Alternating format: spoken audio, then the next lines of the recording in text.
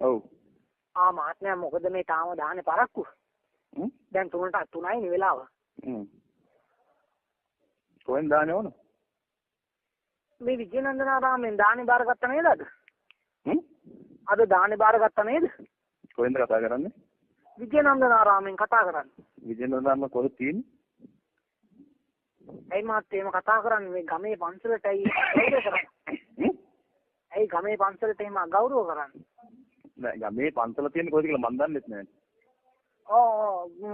මේ කර්ණාවතී උපාසිකා මාතාව නේද? කර්ණාවතී නේද? නෑ.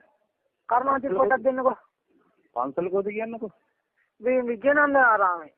කොහෙද ගම කියන්නකෝ මට? වේරහැර. වේරහැර. ඔව්. මේක මාළඹේ ඇවිල්ලා තියෙන්නේ. උපාසක මහත්තයා අද මේ අපේ මේ භාවනා මධ්‍යස්ථානට දානේ බාරගත්තද? මාළඹෙන් බාරගත්තේ නෑනේ. උපාසක මහත්තයා මේ නම්බර එකනේ බෝඩ් එකේ සඳහන් වෙන්නේ. ඒක වැරදි නම්බර් එකක් එන්නේ. ඒ වුණාට උපාසක මහත්තයා මේක පෙරේද තමයි ඇවිල්ලා බාරගෙන තියෙන්නේ. ඔබතුමා නේද ආවේ? මම නම් කොහෙවත් යන්නේ. ඔබතුමා පන්සල් පල්ලියකට යන්නේ නැද්ද? නෑ. ඔබතුමා මොකක්ද ආගම? ක්‍රිස්තියානි. ඔබතුමා ක්‍රිස්තියානිද? ඔව්. කොයි පල්ලියටද යන්නේ? මේ කොහෙද? කොටහෙනි පල්ලියට. ඉතින් මහත්තයෝ අද මේ දානේ බාරගෙන තියනවානේ මේ බෝඩ් එකේ. ඇයි එහෙම නවනින්ගිරා වැඩ කරන්නේ? කුජීතයි නේද? උපාසක මහත්තයෝ? කුජීතයි නේද එහෙම වැඩ කරන එක?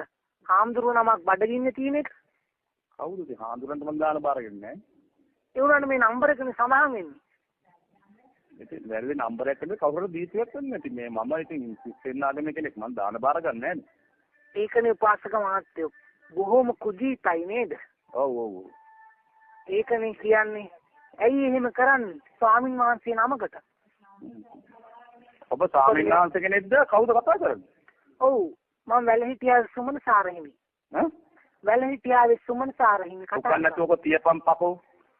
මේ මහත්මයා මම බොහොම කාරුණිකව ඔබතුමාගෙන් ඇහුවේ ගම්මන්ති බික්කන්ති කායෝ.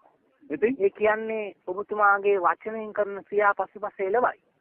ඉතින් හරි. නිකන් පුකේර්ණ කතා කියන්න එපා උපාසක මහත්තයා. ආම්දුර කෙනෙක් වුණා මගේ පයියා නගිනවා. නිකන් අම්මට උගන කතා කියන්න බා පකයා. දාහනේ බාරගෙන පුක දෙන වැඩ කරන්න එපා. හරිද? කැරි අපිට උයාගෙන කන්න පුළුවන්.